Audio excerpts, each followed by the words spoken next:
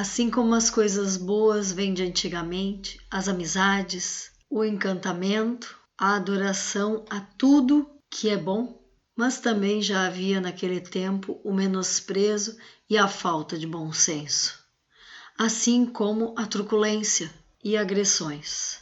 Mas com a nobreza da alma de Sri Bhagavan, ele se sai de cada situação de uma maneira inusitada. Ouçamos o capítulo. A não resistência pode parecer impraticável numa religião estabelecida, pois todo país tem de ter seus tribunais e polícia, e, ao menos nas condições modernas, seu exército. No entanto, uma religião tem 2 níveis de obrigações: a obrigação mínima a todos que a seguem e aos países onde se encontra estabelecida, e a obrigação aos que devotam suas vidas a seguir a trilha demarcada, encarando todos os bens mundanos como nada na busca de bem-aventurança. Foi apenas nesse segundo e mais elevado sentido que Sri Bhagavan estabeleceu uma trilha. E por isso, para si próprio e para seus adeptos, podia-lhe dizer: não resistais ao mal. Não se trata de uma lei social para toda uma comunidade, o que ele estava proclamando, mas sim um modo de vida para quantos o seguiam.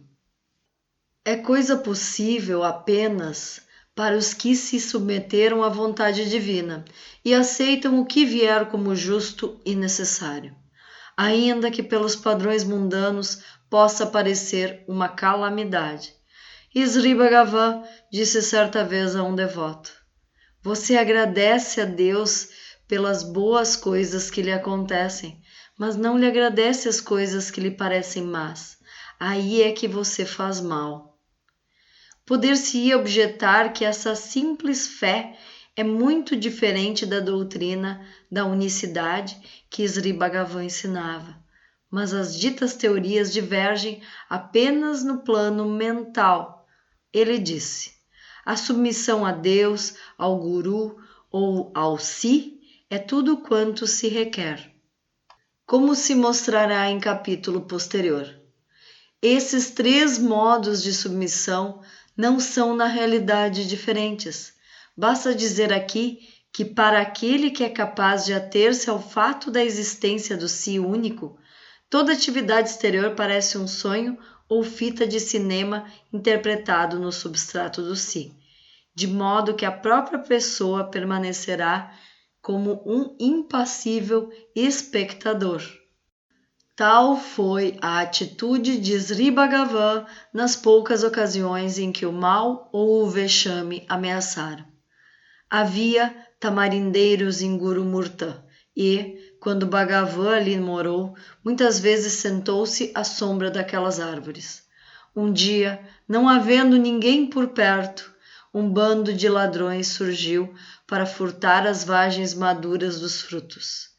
Vendo o jovem Swami silencioso ao pé de uma árvore, um dos malfeitores disse: vamos pôr um pouco de seiva nos olhos dele, quero ver se assim ele fala. A ácida seiva do tamarindo pôde cegar um homem, para não se falar na dor intensa que produz. Mas o Swami manteve-se imóvel, sem se importar com os próprios olhos, nem com os tamarindeiros. Outro componente do bando respondeu: ora, deixe ele para lá, ele é inofensivo, vamos dar-o fora. Durante os primeiros anos na montanha, surgiu por vezes a indiferença ou a oposição. No estranho mundo dos sadhus, onde alguns são charlatões e alguns lutaram e desenvolveram poderes psíquicos sem libertar-se das suas paixões mais rasteiras, seria de esperar-se que o brilho da divindade que os devotos reconheciam naquele jovem tão tenro em anos despertasse ressentimentos em alguns poucos. Conquanto a maioria se curvasse diante dele e lhe procurasse as bênçãos. Vivendo numa gruta da montanha, havia um idoso sadhu que demonstrara grande apreço por Sri Bhagavan enquanto este permanecera em Guru-Murtan. Depois de vir para Virupaksha, Sri Bhagavan visitava-o por vezes e ambos se sentavam em silêncio. O velho levava uma vida de austeridade e tinha seus adeptos. Não obstante, estava tão distante de libertar-se das paixões humanas que não podia suportar o fato de que o número dos seguidores do jovem Swami crescia, ao passo que os seus próprios adeptos escasseavam. Decidido a matar Sri Bhagavan ou afugentá-lo da montanha, ele escondeu-se na encosta acima de Virupaksha, depois do pôr do sol, e desalojou uma série de pedras de modo que a rolassem sobre a gruta. Sri Bhagavan manteve-se imóvel, embora uma pedra passasse bem perto dele. Sempre observador, ele sabia muito bem o que estava acontecendo e, certa vez, subiu rápida e silenciosamente o flanco do monte, surpreendendo o velho em flagrante. Este último riu-se e fingiu tratar-se de uma brincadeira. Tendo falhado em seus intentos, o sadhu invocou o auxílio de Balananda, um malandro bem parecido e letrado que se impingia ao povo sob o manto de um sadhu. Esta pessoa decidiu-se a tirar partido do prestígio de Sri Bhagavan. Julgando acertadamente que o jovem Swami era demasiado santo para resistir ao mal, começou a fazer-se passar por seu guru e dizia aos visitantes: "Este jovem Swami é meu discípulo", ou, sim, dê alguns doces à criança. E para Sri Bhagavan: "Tome Venkataraman, meu filho, coma estes doces".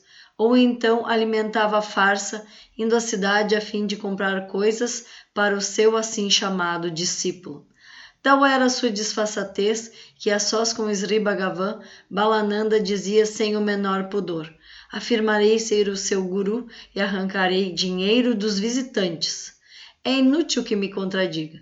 A arrogância e prepotência daquele homem não conheciam limites, e certa noite ele chegou ao cúmulo de aliviar-se na varanda da gruta.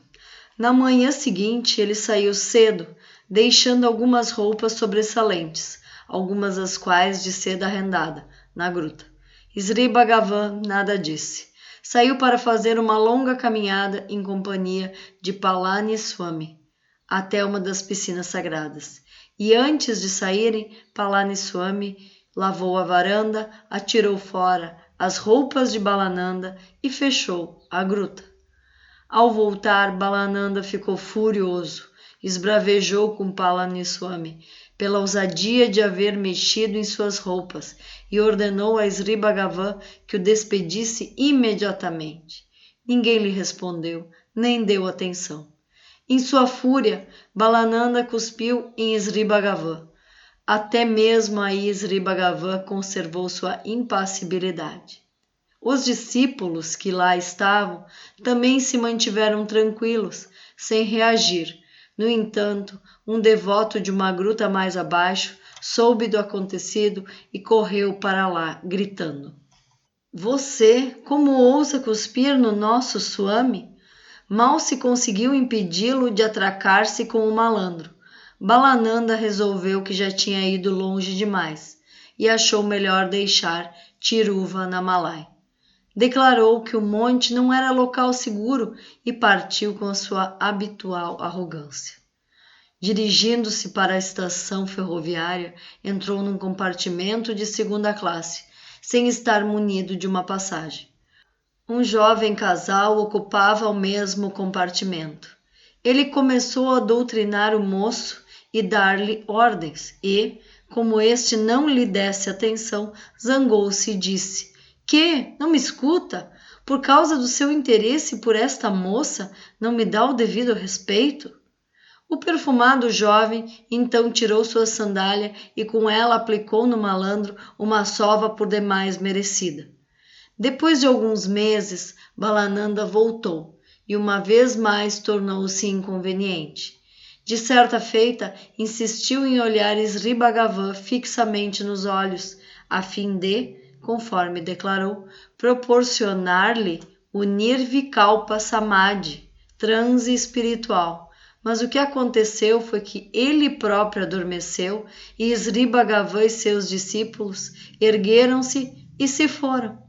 Pouco depois deste episódio, a atitude geral a seu respeito mudou de tal forma que ele viu-se mais uma vez obrigado a declarar que o lugar era perigoso e partir dali.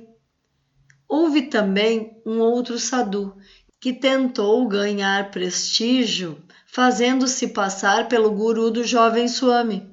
Na volta de Kalahasti, ele disse: "Fiz toda esta viagem apenas para ver como estava passando. Iniciá-lo-ei no Dattatreya Mantra." Sri Bhagavan não se moveu nem falou, de modo que o homem prosseguiu. Deus apareceu-me num sonho e ordenou-me que lhe desse essa upadesa. Pois bem, retorquiu Sri Bhagavan, se Deus aparecer-me num sonho e ordenar-me que faça a upadesa, eu a farei. Não, é pouca coisa, apenas umas poucas letras, pode começar já. Que proveito poderá ter a sua upadesa a menos que eu prossiga com a yapa, invocação? Encontre um discípulo mais bem indicado. Não sou o seu homem. Algum tempo mais tarde, estando o sadhu em meditação, uma visão de Sri Bhagavan surgiu-lhe e disse: "Não fique desapontado."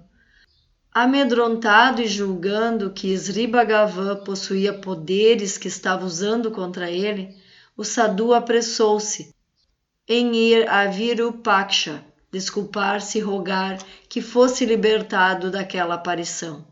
Sri Bhagavan assegurou-lhe que não fizera uso de quaisquer poderes, e o sadhu verificou não haver ódio nem ressentimentos. Outra tentativa de menosprezo foi feita por um bando de sadhus ébrios, surgindo certo dia na gruta de Virupaksha. Eles declararam com toda a solenidade: "Somos sadhus de Podikai, o monte sagrado em que o velho Agastya Rishi ainda pratica tapas, penitência, como vem fazendo há milênios. Ele ordenou-nos que o levássemos primeiro para a conferência de Siddhas em Srirangam e depois para Podikai, a fim de dar-lhe uma diksha, iniciação como se deve, depois de extrair do seu corpo esses sais que o impedem de alcançar maiores poderes." Sri Bhagavan, como sempre o fazia em tais ocasiões, não deu resposta.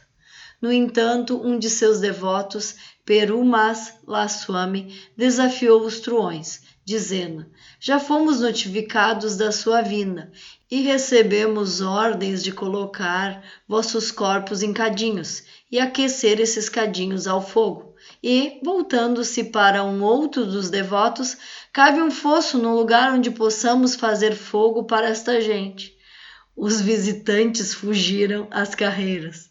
Em 1924, quando Sri Bhagavan já estava vivendo no ashram ao pé do monte, alguns ladrões irromperam no galpão, que na época abrigava o túmulo da sua mãe, e carregaram algumas coisas. Semanas mais tarde, 3 ladrões assaltaram o ashram, propriamente dito. Em 26 de junho, cerca de 11h30 da noite, a noite estava escura. Sri Bhagavan já se recolhera ao estrado colocado diante do túmulo de sua mãe. 4 devotos dormiam sobre o chão, perto da janela. 2 deles, Kunju Swami e Mastan, o primeiro criado, ouviram alguém no lado de fora dizer: "Há 6 pessoas dormindo lá dentro." Kunju gritou: "Quem está aí?" Os ladrões responderam forçando a janela, aparentemente para amedrontar os que estavam dentro. Kunju Swami e Mastan ergueram-se e dirigiram-se para o estrado em que estava Sri Bhagavan. Naquele instante, os ladrões arrombaram uma janela lateral, mas Sri Bhagavan prosseguiu imperturbável. Kunju Swami saiu então pela porta norte, pois os ladrões estavam ao sul, e trouxe Ramakrishna Swami, um devoto que dormia na outra tenda, a fim de ajudá-lo. Ao abrir a porta, os 2 cães de ashram, Jack e Curupan, correram para fora. Os ladrões os surraram e os cães refugiaram-se no saguão. Sri Bhagavan disse aos ladrões que havia muito pouco para levar, mas que lhe daria de bom grado aquelas poucas coisas. Ou porque temessem alguma armadilha, ou porque fossem demasiado estúpidos para afastar-se da rotina, não deram atenção às palavras do Swami e prosseguiram em seus esforços para arrancar uma folha da janela. Segundo é o uso corrente na Índia, as janelas tinham barras de ferro para impedir que alguém as abrisse.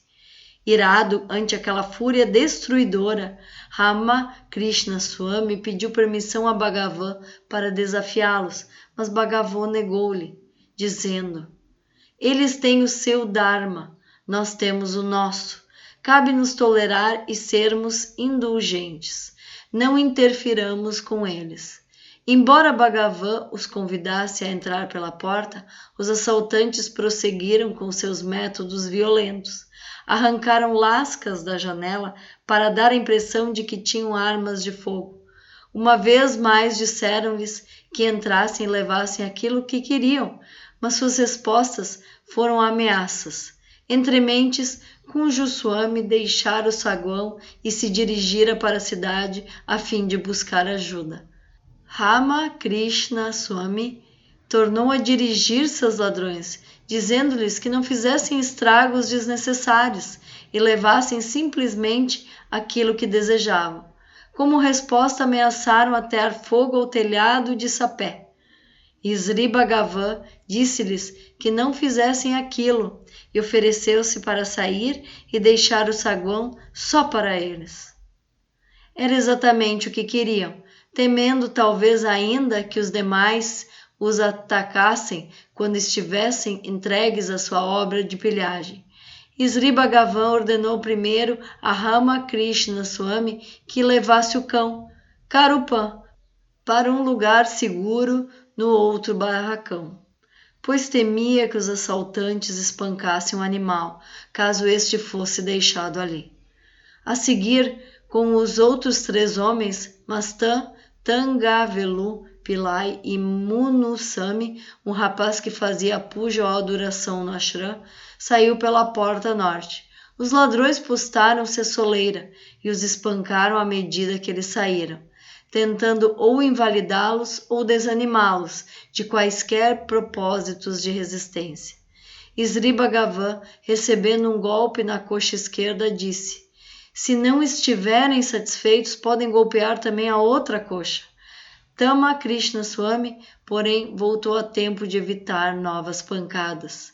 Sri Bhagavan e os devotos permaneceram no barracão de sapé, mais tarde demolido, que ficava ao norte do saguão. Os ladrões gritaram-lhes que ali ficassem. Se mexessem, quebramo-lhes as cabeças. Sri Bhagavan disse-lhes: vocês têm todo o saguão à sua disposição. Façam o que entenderem. Um dos ladrões pediu uma lâmpada para tempestades e Ramakrishna Swami, obedecendo instruções de Sri Bhagavan, deu-lhe uma lâmpada acesa. De outra feita, um deles veio pedir as chaves do armário que Kunju Swami levara consigo. Os armários foram abertos e ali se encontraram algumas tiras prateadas que serviam para adornar as imagens, algumas mangas e pequena quantidade de arroz. Tudo valendo aproximadamente 10 rúpias. A soma de 6 rúpias, pertencendo a Tangavelu Pillai, também foi confiscada. Decepcionado com a exiguidade da pilhagem, um dos ladrões voltou, brandindo um porrete e gritando: onde está o dinheiro? Onde é que o guardam? Sri Bhagavan disse-lhe: somos pobres sadhu que vivem da caridade alheia e nunca temos dinheiro. E o ladrão, a despeito de suas contínuas ameaças, teve de contentar-se com aquilo. Sri Bhagavan recomendou a Ramakrishna Swami e aos demais que colocassem pomada nos seus ferimentos. E o Swami? Indagou Ramakrishna Swami. Sri Bhagavan riu e replicou: também recebi alguma puja, fazendo um trocadilho com a palavra que tanto significa adoração quanto pancadas. Vendo a marca na coxa do Swami, Ramakrishna Swami sentiu uma súbita onda de ódio. Apanhou uma barra de ferro que estava no local e pediu permissão para ir ver o que os ladrões andavam fazendo.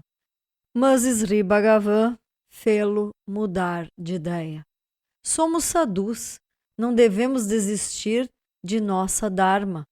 Se você atacá-los, alguns deles poderão morrer e o mundo nos culpará a nós e não a eles pelo sucedido. Eles não passam de homens desorientados e cegos pela ignorância, mas vejamos aquilo que é direito e não nos afastemos disso. Se seus dentes mordem subitamente sua língua, acaso você os arranca por isso? Eram 2 horas da manhã quando os ladrões se foram. Pouco depois, Kunju Swami retornou em companhia de um policial da cidade e 2 guardas. Sri Bhagavan continuava sentado no barracão norte, falando a seus devotos de coisas espirituais. Os policiais perguntaram-lhe o que havia acontecido e ele observou simplesmente que alguns tolos haviam invadido o ashram e se retirado frustrados por não encontrarem nada que valesse a pena. Os guardas fizeram uma anotação da ocorrência e se foram em companhia do oficial. Munisami correu atrás deles e disse-lhes que o Swami e os outros haviam sido espancados pelos ladrões. Pela manhã, o inspetor, o subinspetor e um guarda-chefe vieram investigar e mais tarde surgiu o delegado superintendente. Sri Bhagavan não falou a ninguém da sua machucadura e do roubo, senão quando instado a tanto. Alguns dias mais tarde foi recuperada parte da mercadoria roubada e os ladrões presos e condenados à cadeia. Sri Bhagavan explica que devemos agradecer ao que nos acontece de bom, mas deveríamos também agradecer ao que nos acontece de mal. Se aceitarmos aquilo que vem, estaremos dentro do plano da divindade. E certamente o universo, o todo, sabe o que é melhor para nós. Com as passagens apresentadas no capítulo, Sri Bhagavan demonstra como tem que se lidar com cada situação que aparece. Mesmo para um Swami, não existiu só adoração. Haviam pessoas que tentaram lhe fazer mal. Assim é a nossa vida. Nem todas as pessoas vão nos fazer mal, mas nem todas vão nos querer bem também. Então, ficamos de hoje com as palavras maravilhosas de Sri Bhagavan e aguardamos o próximo capítulo. Se você quiser curtir e compartilhar, fique à vontade. Se quiser se inscrever no canal e ativar o sininho para as mais notificações, vou ficar feliz. Qualquer comentário, deixe abaixo, que responderei com carinho. Tchau!